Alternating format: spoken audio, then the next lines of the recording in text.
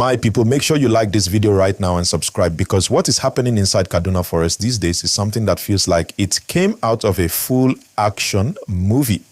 Nigeria's security situation has been hot for years, but this story we are talking about today is one that is shaking everywhere because it involves a bandit kingpin, a midnight operation, a forest ambush, and the type of intelligence work that shows how far security agencies are going to bring peace back to communities. So let us talk about it clearly and slowly so that everybody can understand exactly what happened, why it matters, and what it says about the future of security in Kaduna and across Nigeria.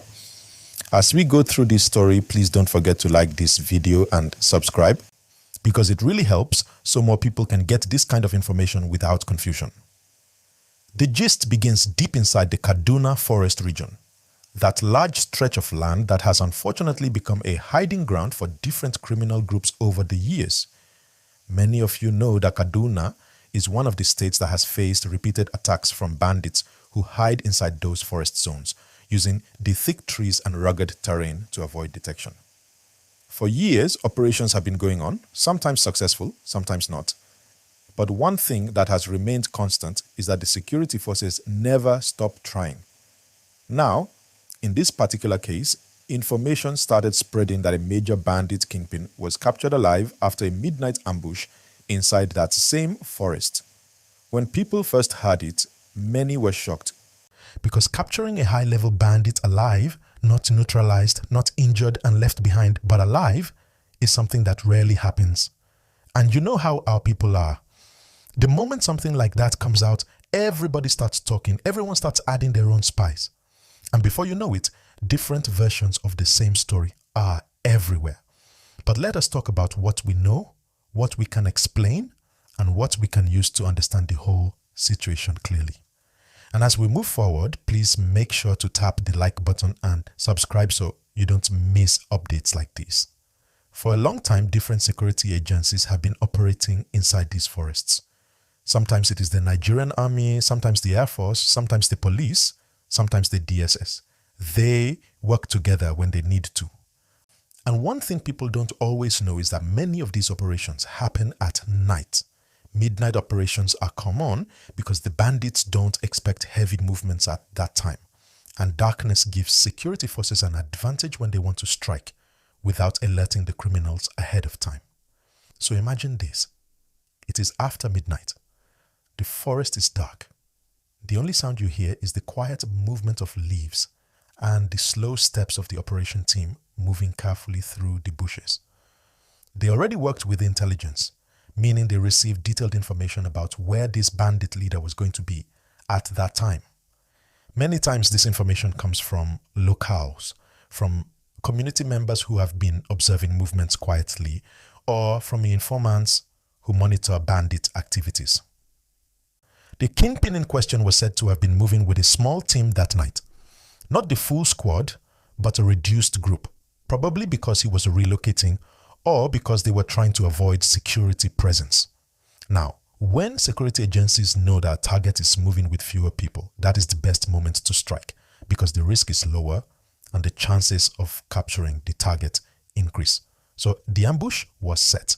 Before I continue, my people, please like this video and subscribe, because these updates take real effort to break down in simple English for everyone to understand. So the team surrounded the area quietly, waited, positioned themselves, and waited for the group to walk into the set-up point. And when the time was right, they engaged. Not with reckless shooting, but with controlled movement. The goal in this kind of operation is not to harm everyone, but to isolate the main target and overpower him.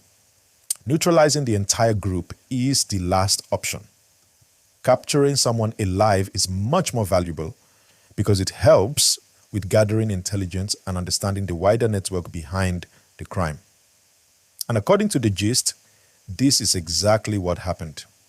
The security officers closed in fast, blocked escape routes, and forced the men to surrender. The kingpin, realizing he was surrounded and outnumbered, allegedly dropped his weapon and was taken into custody. Moments like this are important because capturing a major figure alive can break a whole network. It can expose hideouts, reveal suppliers, identify collaborators, reduce upcoming attacks, and help prevent future kidnappings. That is why these operations matter. They are not only about one arrest, they are about weakening the entire structure from the inside. But even though this gist is exciting and gives people hope, it is also important for viewers. Yes, you're watching right now. Please like this video and subscribe. To understand that information can get mixed up easily. People hear one thing and turn it into something bigger than what actually happened. Sometimes people confuse one operation with another, and because many different bandit leaders have been arrested or neutralized or chased out in the past few months, people sometimes join the stories together into something more dramatic. But whether the exact headline was perfectly accurate or slightly exaggerated, the bigger picture remains the same. Kaduna Forest is becoming more and more uncomfortable for these criminals, and that is a positive sign. Security agencies have recently taken down several high-risk individuals, stopped dangerous gangs, seized weapons, and cleared multiple hideouts. The operation tempo has increased. The pressure is real. The forest is no longer an easy playground for these groups.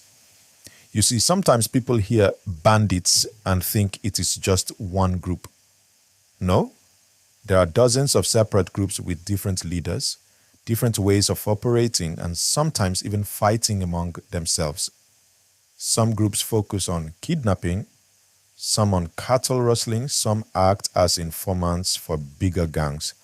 And when one kingpin falls, it creates confusion within their network, which weakens their operations further. That is why this kind of midnight operation matters. It sends a message to the entire bandit network that the government is watching every movement and is ready to strike when the time is right. As we continue the story, please remember to like this video and subscribe if you haven't already. It really helps us reach more people. Now, let us talk about the kind of intelligence these security agencies use, because these operations do not come out of nowhere. They are usually planned for weeks, sometimes months. They monitor phone communications, they track patterns, they follow vehicle movements, they watch supply routes. These criminals depend on fuel, food, ammunition, and sometimes even local helpers. And each one of these things creates an opening for security agencies to track them. So you see, a midnight arrest is not just one night of action. It represents weeks of work behind the scenes.